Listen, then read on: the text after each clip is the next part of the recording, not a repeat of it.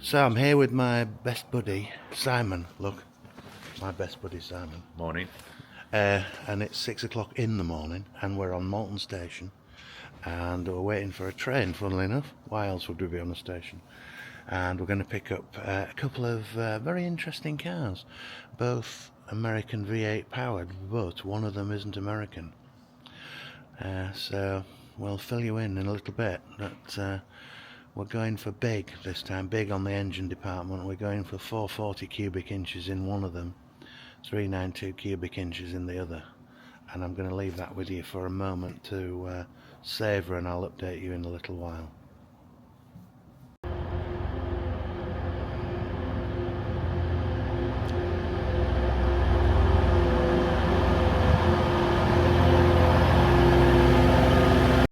So it appears to be the perfect morning. We're now on our second train of the day. We're heading from Manchester down to Leicester to Brightwells to pick up these two American V8 powered dream cars, my buddy Simon and me, and we're just admiring the weather looks perfect for picking these cars up. So if we just turn you around, and it's a tad sunny, well that's good I think. And yeah, looks a beautiful morning as we speed through Cheshire on our way to Leicester.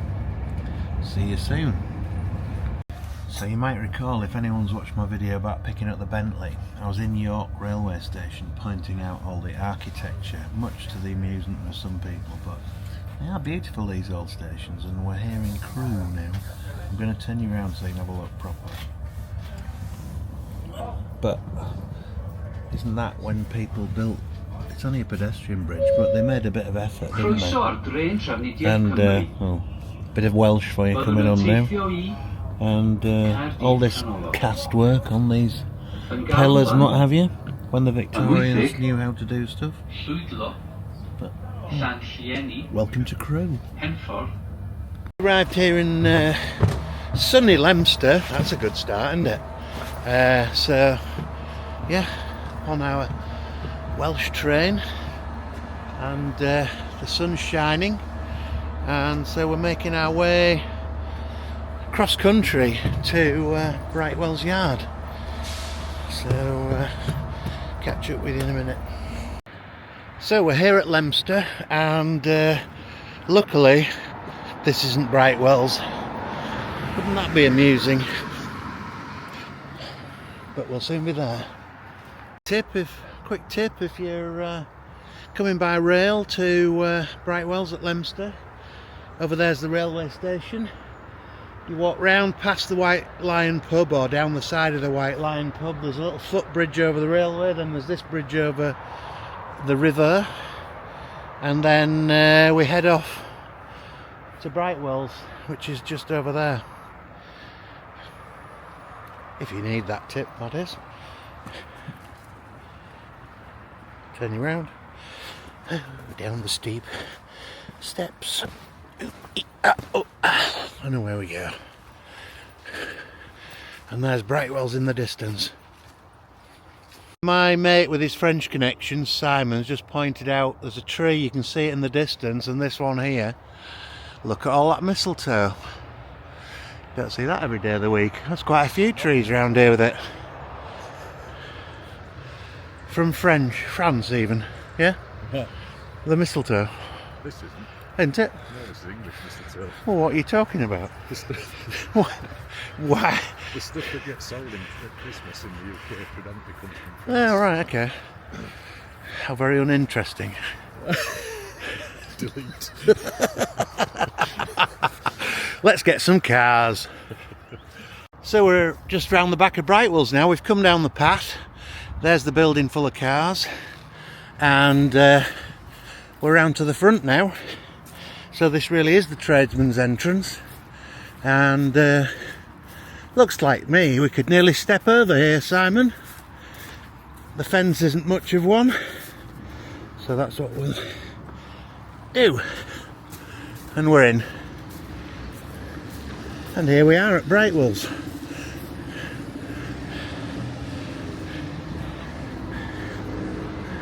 Literally the tradesman's entrance. Oh, and I can see something round the corner. The first clue, the first V8, the 392 Hemi, fitted inside. Oh, they're both here, look.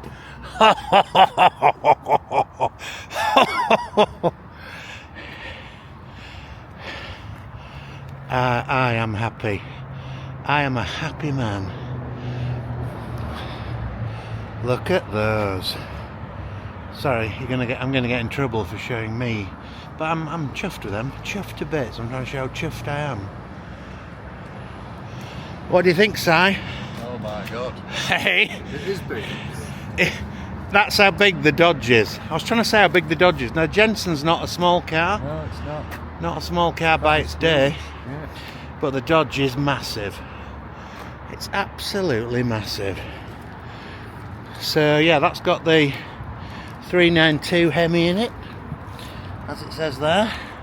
And this has the Chrysler 440 cubic inch engine hiding under that bonnet. A forerunner of what's in the Dodge. Oh my word. Oh my word, because I've not seen the Jensen myself. I've just seen it in photographs and videos. Because last time I came here to pick up the Rover 3.5 coupe was when I saw the Dodge, but the Jensen wasn't here. What a car. What a car. And you'll notice perhaps that the steering wheels are at the opposite sides of the cars. Oh dear. Right, let's go and get the paperwork sorted. But I'm happy with those. Very happy. We've checked the oil, haven't we, Si? We've checked the water. Check the water. So now we're going to start the Challenger. Give her a whirl. Proper noise. Proper V8 noise. Yep. A V8 verbal. Is that a thing of orangeness, or is that a thing of orangeness?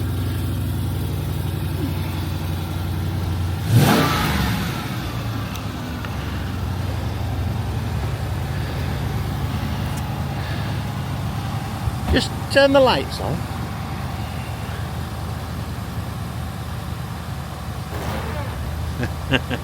Oh, he isn't going to turn the lights on. Oh.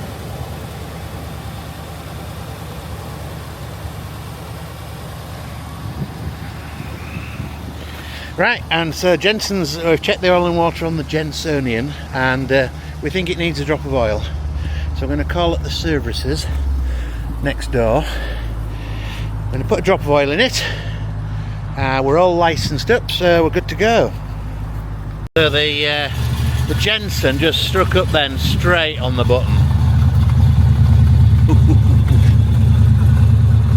Oh, she's running.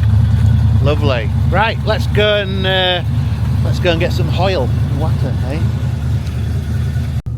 So here we are. Bit of Frank Sinatra on the 8-track. Oh, don't know how we turn that.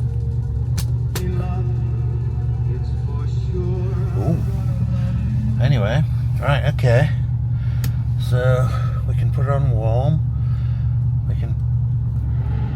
Oh, the fan's working. Don't need those on.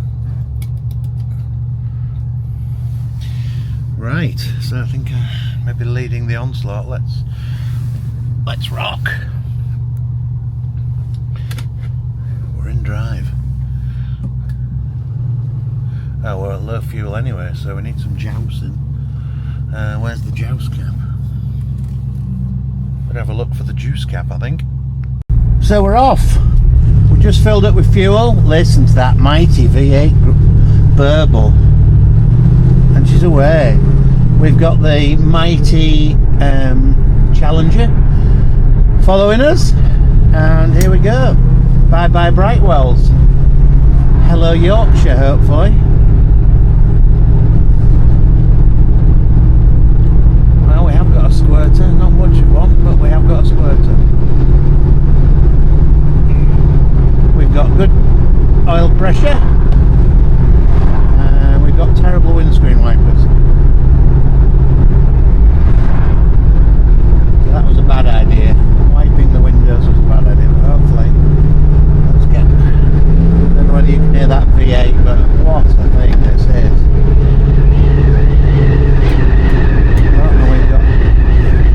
Oh, I haven't got my door shut properly after all. Maybe not quite right, is it? Yeah, that's it. It's not the camera, because the camera's sat on the door. Okay, we'll see how we go. Come back to you later. So I don't know if you guys can see, but I'm having a whale of a time here in the Jensen. Just doing a bit of fault finding. I think I've got a bit of a problem with the indicator switch, which might explain I've also got a slight problem with my high beam, dip beam. I'm constantly in high beam, so we're going to have a look at that. The rev counter's working intermittently, but everything else, T's and P's are all good. We've got plus 50 on the oil pressure. We've just put a drop of oil in because we thought it was a bit low. Water temperature appears to be at the cold side of normal, so that's good. And you might, in the mirror, if I didn't have this ridiculous orange coat on, which I might take off in a little while, hopefully in the background you might just catch the odd orange flash of Simon behind in the Dodge. He looks to be having a whale of a time. I'm having a whale of a time here. This thing really has a bit of go about it. For an old 1970s car, it's quick. It really is. It's very rewarding and it drives beautifully. Just need to get familiar with all its little clicks and fables and every little bit of a noise you immediately, what's that? Whereas there's a few, there's little bits of drafts coming in round doors, and window seals and things like that, which may be normal, may not be, but it is a 50 odd year old car, so I've got a few cracks and that maybe didn't quite sound right. Excuse me. I've got a few leaky window seals and what have you, being 58, so hey ho. I'll try and stick to one side, the side of the headrest there, but anyway, the Doge is in the background, 40 mile an hour, better slow her down a bit. But yeah, nothing to report, all's good. So a little bit of jeopardy on our trip. I was just in a bit of traffic on the M5 onto the M6, roughly speaking, and all was well, and then all of a sudden she cut out on me, the mighty Jensen. It started straight away, but it was surging, and so I got off onto the hard shoulder and just crawled up the hard shoulder with the hazard lights on, which do work, and she was surging a bit.